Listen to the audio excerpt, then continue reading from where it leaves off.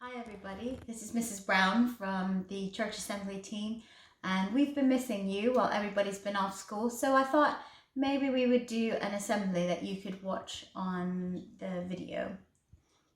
So first of all, I want to see if you can remember what our last assembly was. Now the last assembly, I'll give you two clues.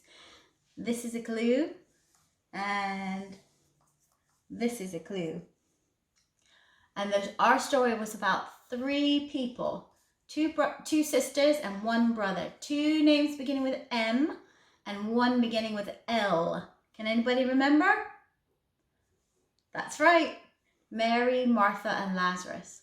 And Mary, Martha, and Lazarus had Jesus come to their house for a special dinner. And in our story, we found out that Mary did something really special with Jesus. Here's your clue again. Smells really good. Can you remember? Yes, Mary took a really expensive bottle of perfume that would have cost about a year's worth of working to buy. She took it and she poured it on Jesus' feet, and then she took down her hair and she wiped Jesus' feet with her hair. And we were talking about that in assembly because that was a really special gesture that Mary did because she wanted to show Jesus how much she loved him. And we were talking about ways that we could show Jesus that we love him, maybe by singing or by praying to God or by doing kind things for other people. Now, can you remember our verse that we were doing before we stopped having school, stopped doing assemblies? Our verse was, give all your worries and cares to God because he cares for you.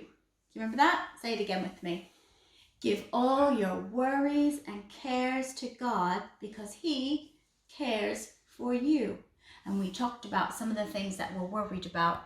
Talked about maybe, I think somebody said maybe spiders, and we could give that to God if we're scared of spiders. Or maybe somebody's scared about getting sick. And we could take that worry and we could give it to God also. Okay. So this week for our Bible story, I wanted to tell you about the Easter story, but I wanted us to think about the Easter egg, because on Easter, in about 2 weeks, we should all be getting some yummy Easter eggs.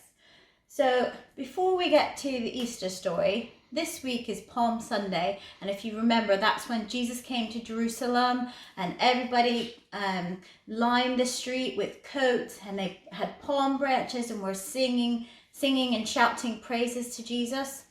They were really happy that Jesus had come, and but there was one group of people who was really not happy that Jesus had come to Jerusalem, and those were the religious leaders, the Pharisees.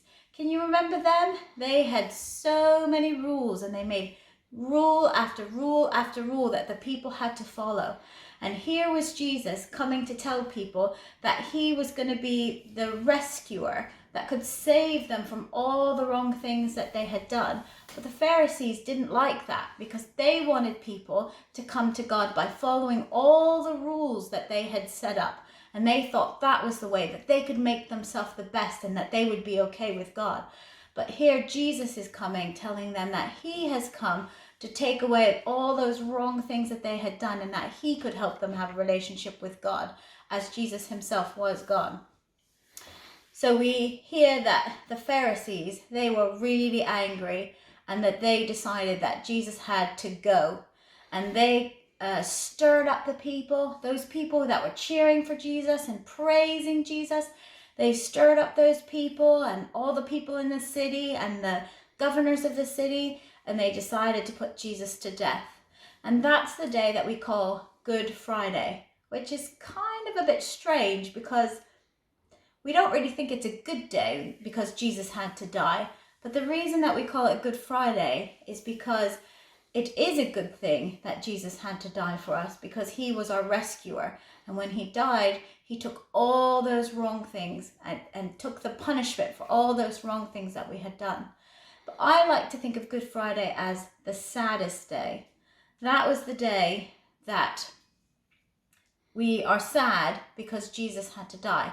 And I forgot about our Easter egg here. So let's go back for a minute. So when we have our Easter egg, we look at the outside And this Easter egg is purple. It's got bright purple outside covering, and it's got some gold writing on it and some white writing on it. And we think about the colors maybe purple and gold. Who might it be that would wear really special coverings of purple and gold? That's right, kings and queens. And when we look at our wrapping, we think Jesus was God, and the Bible tells us that he was a king. Actually, he was the King of Kings because he was God, and he was the most special king. And he wasn't just a man, but he was God. So when we look at our outside wrapper, that's what we can think of. When I open it up and I take the wrapper away, I see, what color? I see brown. And when we look at the brown Easter egg, we can remember that Jesus, the King, Jesus God, was up in heaven, but he didn't stay up in heaven. He came down to the earth. And when we look at our Easter egg, that's what we can remember, because it's brown like the dirt, like the earth. So Jesus is God. Jesus was the King. We can look at the purple wrapping. Jesus came down to the earth, the brown earth. And then back to what we were talking about in our story. When Jesus died on the cross, his friends, his followers were all so sad because it seemed like something had gone wrong. God's plan had broken. And sometimes,